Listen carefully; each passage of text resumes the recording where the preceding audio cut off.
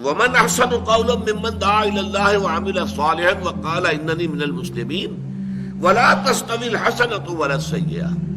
جب اس دعوت کے جواب میں مزاحمت ہو، مخالفت ہو، تو اب یہ ہے کہ اس کے دو مراحل ہوتے ہیں.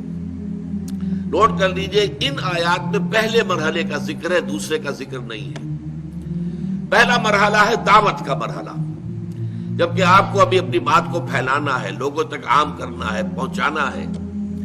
اس کے لیے you have to buy time, آپ کو وقت چاہیے. جیسے کہ سقراط نے اسی وقت پیالہ پی لیا تو بات ختم ہو گئی. لیکن یہ کہ اگر کسی معاشرے میں ممکن ہے آخری حکم نہ ہو یہ، بلکہ یہ ہو کہ مارا جائے، پیٹا جائے، لیکن اس پر انسان ڈٹا رہے، اپنی بات کہتا رہے، جوابی کارروائی کوئی نہ کرے. جوابی کارروائی کرے گا تو کچل دیا جائے گا، کیونکہ بہت تھوڑے تعداد میں اس کے حامی ہوں گے، اور معاشرہ جمع ہوا ہے، اس کا نظام ہے، اس کی فوجیں ہیں، اس کے سارے انتظامات ہیں، تو لہذا بہت ہی ان ایکول قسم کا مقابلہ ہو جائے گا. تو ان لوگوں کو تو ابھی وقت چاہیے تاکہ کثیر تعداد میں لوگوں تک اپنا پیغام پہنچا کر اور پھر انہیں منظم کر کے طاقت بنا کر میدان میں لا سکے، ٹکرا سکے اس غلط نظام کے ساتھ.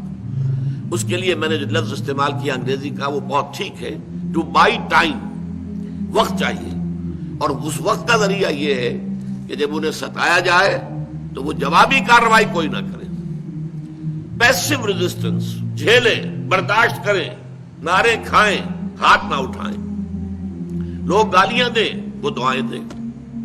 لوگ پتھراؤ کریں، وہ پھول پیش کریں. نتیجہ کیا ہوگا کہ کوئی بہت ہی زیادہ پرورٹڈ قسم کے لوگ ہوں گے جو ایسے لوگوں کو ایذا پہنچائیں گے. عام انسان جو ہے، جس میں انسانیت کی تھوڑی سی بھی رمق ہے، وہ ایسے لوگوں کے خلاف کیسے ہاتھ اٹھائے گا؟ یہ لوگ تو ہاتھ اٹھاتے نہیں، یہ جوابی کارروائی کرتے نہیں. انہوں نے کسی کے ساتھ کوئی برائی نہیں کی ہے، انہوں نے کوئی چوری نہیں کی ہے، ڈاکہ نہیں ڈالا ہے، انہوں نے کوئی اور خلاف اخلاق حرکت نہیں کی ہے. اور یہ کہ پھر جب ان کو کچھ کہا جا رہا ہے تو جواب میں یہ دعائیں دے رہے ہیں. لوگ گالیاں دے رہے ہیں اور یہ دعائیں دے رہے ہیں. لوگ پتھراؤ کر رہے ہیں اور یہ پھول پیش کر رہے ہیں. اگر یہ روش ہوگی تو وہ جو سائلنٹ میجورٹی ہوتی ہے، وہ سائلنٹ میجورٹی کی ہمدردیاں جو ہے وہ ان لوگوں کے ساتھ، داعیوں کے ساتھ، جو دعوت دینے والے لوگ ہیں، ان کی میجورٹی کی ان کی ہمدردیاں ان کے ساتھ ہو جاتی ہیں. اور پھر بہت سے لوگ، اس کا نتیجہ یہ بھی نکلتا ہے، جیسے آپ کو معلوم ہے پتھر کے اندر بھی مسلسل اگر پانی کا قطرہ گرتا رہے ایک مقام پر تو سوراخ ہو جاتا ہے پتھر میں. اسی طرح بہت سے ہوتے ہیں سنگ دل لوگ، جن کے دل پتھروں کے مانند ہوتے ہیں، لیکن اس طرز عمل سے کہ یہ لوگ جو ہے یہ تو کوئی جوابی کارروائی نہیں کرتے، کسی کا برا جو ہے نہ کہتے ہیں نہ کرتے ہیں، تو ان کے دلوں کے اندر بھی انقلاب آتا ہے. اس لیے فرمایا وَلَا تَسْتَوِي الْحَسَنَةُ وَلَا السَّيِّئَةُ، اچھائی اور برائی برابر نہیں ہوتے. ادفع باللتی احسن، جب تمہاری مخالفت ہو، جب تمہیں ستایا جائے، جب تمہیں مارا جائے، تمہیں ایذا دی جائے، پرسیکیوٹ کیا جائے، تم مدافعت کرو اس طور سے جو نہایت اعلیٰ ہو، نہایت حسین. جو میں نے عرض کیا کہ اینٹ کا جواب پتھر سے دینے کی بجائے اینٹ کا جواب پھول سے پیش کرو، گالی کا جواب دعا سے دو. اگر یہ کرو گے تو اس کا نتیجہ کیا ہوگا؟ فَإِذَا الَّذِي بَيْنَكَ وَبَيْنَهُ عَدَاوَةٌ، وہ سنگ دل انسان بھی کہ جو آپ کا بہت گہرا دشمن تھا، بہت بڑا دشمن، جانی دشمن، اس کا حال بھی یہ ہو جائے گا کہ انتہائی گرم جوش ساتھی اور حامی بن جائے گا. كَأَنَّهُ وَلِيٌّ حَمِيمٌ، ولی بن جائے گا، پشت پناہ بن جائے گا، آپ کی شرافت سے، آپ کے حسن سلوک سے متاثر ہو کر. لیکن یہاں اب میں چاہتا ہوں کہ نوٹ کر لیں، یہ ہے مقام دعوت. اگلا مرحلہ ہے مقام اقامت، دین کو قائم کرنے کا مرحلہ. وہ مرحلہ کب آتا ہے؟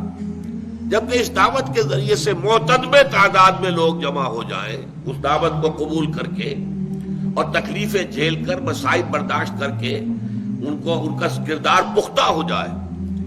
تو خاک میں مل اور آگ میں جل، جب خشت بنے تب کام چلے. ان خام دلوں کے عنصر پر بنیاد نہ رکھ، تعمیر نہ کر. خام ہے جب تک تو ہے مٹی کا ایک انبار تو، اور پختہ ہو جائے تو ہے شمشیر بے زنہار تو. اگر یہ لوگ پختہ ہو گئے ان کا عزم جو ہے قوی ہے، ڈسپلن مضبوط ہے، اور یہ تن من دل قربان کرنے کو تیار ہیں، پھر اب اس نظام باطل کے ساتھ ٹکر لینی ہے۔ اس ٹکر میں ظاہر بات ہے کہ پھر وہاں تو اینٹ کا جواب پتھر سے دینا ہوگا، وہاں تو بدلہ لینا ہوگا، جیسی برائی ان کے ساتھ کی جائے گی ویسی ہی برائی کرنے کا ان کو بھی حق حاصل ہوگا۔ اگلے مرحلے میں جا کر صورت بدل جاتی ہے۔ یہی بات ہے کہ جس کو بعض ہمارے جو مغربی مصنفین ہیں انہوں نے اس فرق کو ہائی لائٹ کرنے کے لیے پروفیسر منٹگومری واٹ، ہم لوگ تو اصل میں ان لوگوں کی ظاہری باتوں سے متاثر ہو جاتے ہیں، جنرل ضیاء الحق صاحب نے انہیں خاص طور پر بلایا تھا ایک مرتبہ، جو سینٹرل مرکزی حکومت کے تحت ہو رہی تھی سیرت کانفرنس، اس میں تقریر کرنے کے لیے انگلینڈ سے بلایا، اور اس شخص نے اتنا زہر بھرا ہوا ہے، اس نے 2 کتابیں لکھی ہیں حضور کی سیرت پر، محمد at Mecca, Muhammad at Medina, اور ان دونوں میں کنٹراسٹ کو ہائی لائٹ کیا ہے۔ مکے میں تو محمد جو ہے صلی اللہ علیہ وسلم، ان کا حکم یہ تھا کہ چاہے تمہارے ٹکڑے کر دیے جائیں تم ہاتھ نہیں اٹھاؤ گے۔ مدینے میں آ کر وہی محمد ہے جو کہہ رہے ہیں کہ اینٹ کا جواب پتھر سے دو۔ تضاد ہو گیا کہ نہیں ہو گیا؟ یہ تضاد در حقیقت ہے تضاد، لیکن یہ تضاد ایک انقلابی عمل کے 2 مراحل کا ہے۔ ایک مرحلہ دعوت کا ہے، اس وقت جو ہے وہی شکل بہتر تھی اور اسی کو اختیار کیا گیا۔